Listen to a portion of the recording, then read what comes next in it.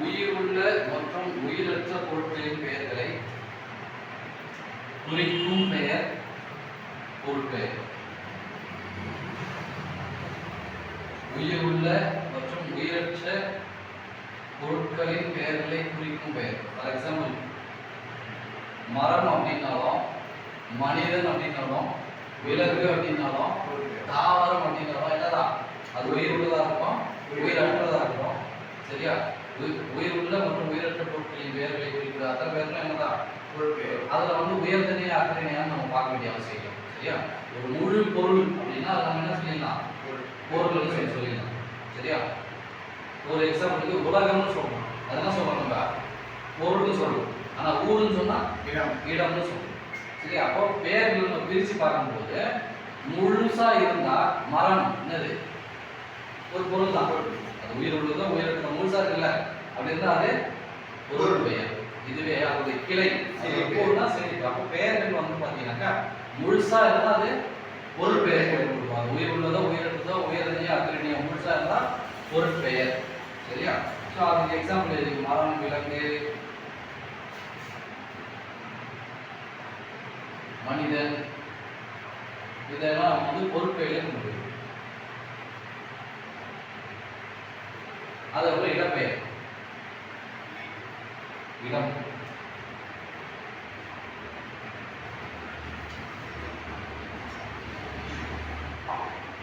இடப்பெயர். இடத்தை குறிக்கும் பெயர் சொல்லுதா என்னது? நம்ம பார்க்கறதுக்கு வந்து பெயர் சொல்லுதான் 6,000 பெயர் சொற்கள். அதில் முதல் ஒரு பெயர் பார்த்தோம், அடுத்து இடப்பெயர். இடத்தை குறிப்பது நம்ம சொன்ன மாதிரி ஊர் அப்படின்னு சொல்லி ஊருடைய பெயர் சொன்னா அது என்னது? இடப்பெயர். இடப்பெயர். இப்போ நம்ம வந்து வீடு, சரியா, நம்ம இருக்கக்கூடிய வீட்டுடைய பேரை குறிச்சுன்னா அது இடப்பெயர். ஆனா மொத்தமா ஒரு வீடுன்னு குறிச்சா அது என்னது? பொருட்பெயர். ஸோ மொத்தமா ஒரு பொருளை குறிச்சா அது பொருட்பெயர். ஆனா இடத்துடைய பேரை குறிச்சா அது இடப்பெயர். சரியா? ஸோ ஃபார் எக்ஸாம்பிள் வந்து இப்போ நீங்க சொன்ன மாதிரி காஞ்சிபுரம், சென்னை அப்படின்னு சொல்லி ஒரு ஊருடைய பேர் சொல்றீங்க அப்படின்னா அது என்னது? இடப்பெயர். இதுவே உலகம்னு பொதுவாக சொல்றீங்கன்னா அது பொருட்பெயர் அப்படின்னு. சரியா? அடுத்து வந்து பார்த்தீங்கன்னா காலப்பெயர். காலப்பெயர் காலத்தை குறிக்கும் பெயர். சரியா? காலத்தை குறிக்கும் பெயர். இதுல வந்து நாள், ஆண்டு இப்படி நம்ம எதெல்லாம் சொல்லலாம். சரியா? நாள், ஆண்டு, நட்சத்திரம் எந்த பேரா இருந்தாலும் அது எதுல வரும்? காலப்பெயர் தான் வரும். சரி, இது அப்போ வந்து நமக்கு ஆப்ஷன் எப்படி கேட்பாங்க அப்படின்னு சொல்லி பார்த்தீங்கன்னா ஒரு பேர், இடப்பெயர், காலப்பெயர் இந்த மாதிரி 4 ஆப்ஷன் கொடுத்து இது என்ன பேர் அப்படிங்கிற மாதிரி கேட்கலாம். இல்லை அது பேர் சொல்றனா வினை சொல்றனா அப்படிங்கிற ஆப்ஷன் கொடுக்கலாம். சரியா? இந்த டாபிக்கை பொறுத்த வரைக்கும் நமக்கு எந்த பேர் எதுல வரும்? இப்போ நாள் குறிக்கிறோம், ஆண்டு குறிக்கிறோம், வருடத்தை குறிக்குது, சரியா, நட்சத்திரத்தை குறிக்குது, அந்த மாதிரிலாம் வந்து அது எந்த பேருக்கு சேர்க்கணுங்க? காலப்பெயர்ல சேர்க்கணும். சரியா? ஸோ ஃபார் எக்ஸாம்பிள் திருவாதிரை, புனர்பூசம், நாழிகை, நொடி, வினாடி இதெல்லாம் வந்து எதை கொண்டு போனோம்? காலப்பெயர் கொண்டு. அடுத்தது வந்து பார்த்தீங்கன்னாக்கா காலப்பெயருக்கு அப்புறம் நம்ம வந்து சினைப்பெயர். சினைப்பெயர் சினைப்பெயர் முழு பொருளா இல்லாத அதனுடைய பகுதியை குறிப்பது என்னது? சினை. தாவரம்னு இல்லாம அதனுடைய பகுதியை சொன்னா கிளை, தழை அந்த மாதிரி சொன்னா அது என்ன ஆயிடும்னா சினைப்பெயர் ஆயிடும். சரியா? அதே மாதிரி தான் மனிதன் அப்படிங்கிறத சொல்லாம அவனுடைய கை, கால்னு சொல்லி தனித்தனி சொன்னா என்னது? சினைப்பெயர் ஆகும். ஸோ இந்த சினைப்பெயர்ல சில டைம்ல கேட்ட சில கொஸ்டின்ஸ் என்ன அப்படின்னு சொல்லி பார்த்தீங்கன்னா இலக்கையை முடிச்சிட்டோம், அதனால இதை அழிச்சிடலாம். சினைப்பெயர்ல நுசுப்பு அப்படிங்கிறது கேட்டிருக்காங்க. அப்படிங்கிறது அர்த்தம் எனக்கு தெரிஞ்சுக்கணும். முதல் இதெல்லாம் எப்படி, என்ன அர்த்தம், உயிர், இதெல்லாம் வந்து சினைப்பெயர்கள். இதெல்லாம் கொஸ்டின் பேப்பர்ல இருந்திருக்கு, அதனால போதும்.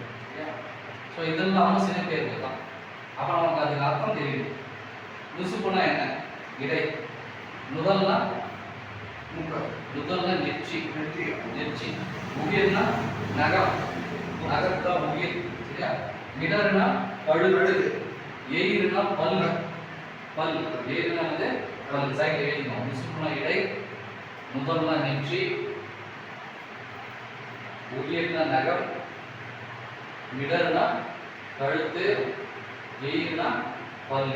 நம்ம அந்த எழுத்துக்கள் பேர் பண்ணோம் அப்படிங்கிற இடத்துல பார்த்தோம். ஆவி, இடைமேடம், மிடரா கேட்டப்பா உயிர் எழுத்தோம் இடையினை எழுத்தோம் எங்க ஏவி மென்மை மூக்குன்றதால மென்மையான அந்த மெல்லிய மூக்குல இருந்து பிறக்கும். உரப்பெருமை அப்படிங்கிறதுனா வல்லினை எழுத்துனா சொல்லணும்னா மாறு உரம் அப்படிங்கிற மாறு பிறக்கும். அதெல்லாமே என்னதான் இதெல்லாம் என்னது கழுத்து மார்பு இதெல்லாம் மூக்கு இதெல்லாம் என்னது சினை பெயர்கள். இதெல்லாம் தெரிஞ்சுக்கிட்டா நம்ம ஆப்ஷன்ல எழுதி சேர்க்கணும். அடுத்து பண்பு பெயர் வந்து பார்த்தீங்கன்னா எதன் அடிப்படையில் வரும் அப்படிங்கிறது பார்த்தீங்கன்னா வடிவம் குணம் அளவு இதில் எல்லாம் பொறுத்து பண்பு பெயர் இருக்கும். அப்போ எழுதிக்கணும் என்னென்னா நிறம் சுவை அளவு குணம் வடிவம் ஆகியவற்றின் அடிப்படையில் தோன்றும் பெயர் சொற்கள் பண்பு பெயர். நிறம் சுவை அளவு குணம் வடிவம்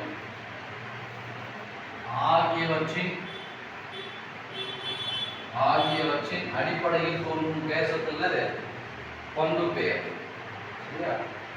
இந்த பண்பு பெயர்லேயே சில டைம்ல வந்து டிடிசி எப்படி கேட்டிருக்கான் அப்படின்னு சொல்லி பார்த்தீங்கன்னாக்கா அளவு பண்பா வடிவ பண்பா அந்த மாதிரி குணப்பண்பா அப்படிங்கிற மாதிரிலாம் வந்துருக்கு. சரியா?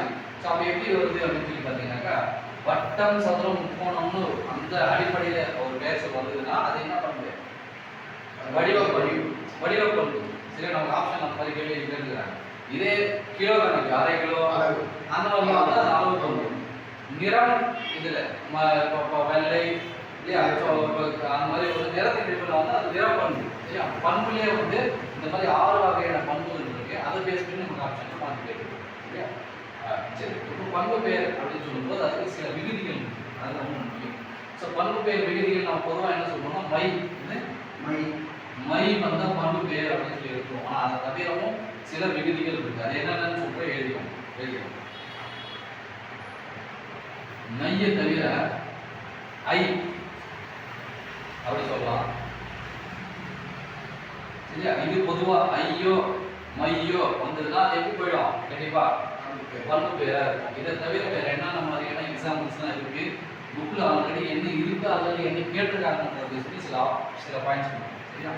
இப்போ பார்த்தீங்கன்னாக்கா மாட்சி அப்படிங்கிறது என்னன்னா ஒரு பண்பு பெயர். என்னது மாட்சி? இந்த இடத்துல என்ன பண்பு பெயர் விகுதி அப்படின்னா இது சி தான் வந்து ஏன்னா மாண்பு அப்படிங்கிறதுல இருந்து நம்ம அந்த பேரை எடுக்கிறோம். என்னது மாண்பு அப்படிங்கிறது ஒரு பண்பு.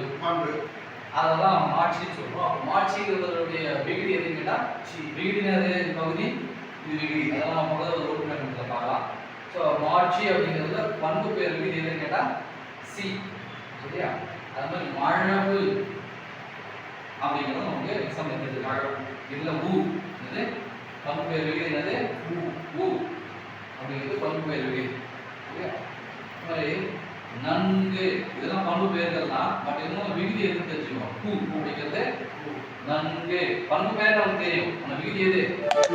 இந்த மாதிரி விகுதிகளும் வரலாம். சரியா? வராது அப்படிங்கிறதுலாம் இல்லை. அதுக்கப்புறம் பார்த்தீங்கன்னா திப்பம் இதெல்லாம் எக்ஸாம்பிள் கேட்டது. திப்பம் இதுல எதை இருப்பீங்க?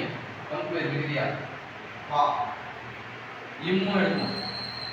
பம் அப்படிங்கிறது சேர்த்து எடுக்கணும். சரி, எப்படி அதை பிரிப்போம் அப்படிங்கிறது நம்ம பகுதி உறுப்புகளை பார்க்கலாம். சரியா? ஸோ இதை பிரிக்கணும் அப்படின்னு சொல்லி பார்த்தீங்கன்னா தின் அப்படின்னு தான் பிரிக்கணும். சரியா? ஸோ அதனால நம்ம இதில் வந்து பம் அப்படிங்கிறது நம்ம விகுதியாக எடுக்கிறோம்.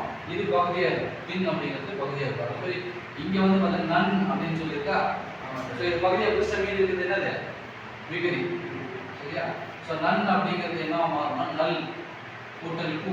இதெல்லாம் நம்ம பகுதி உறுப்பினர்கள் பார்க்கலாம். நன் கூட்டல் பூ செஞ்சா என்ன ஆயிடுச்சு? நன்கு அப்படிங்கிறது ஆயிடுச்சு. பிரிக்கிறது எப்படிங்கிறத நம்ம அப்புறம் பார்க்கலாம். முதல்ல இங்கே விகுதி என்னங்கிறத பார்த்துக்கலாம். திப்பம் அப்படிங்கிறத பம் அப்படிங்கிறது. அதுக்கடுத்து பார்த்தீங்கன்னாக்கா இது என்னதான் பண்பு பெயர் தான். இது தூ அப்படிங்கிறது என்னது விகுதி. தீ அப்படிங்கிறது பகுதி. தீ அப்படிங்கிறது எது? தீமை அப்படிங்கிறது இருக்குது. சரியா? ஸோ இந்த மாதிரியான பண்பு பெயர்களும் வரதுக்கு வாய்ப்பு இருக்கு. இதெல்லாம் நம்ம பண்பு பெயர் விகுதியில் பார்க்க வேண்டிய இன்ஃபர்மேஷன்.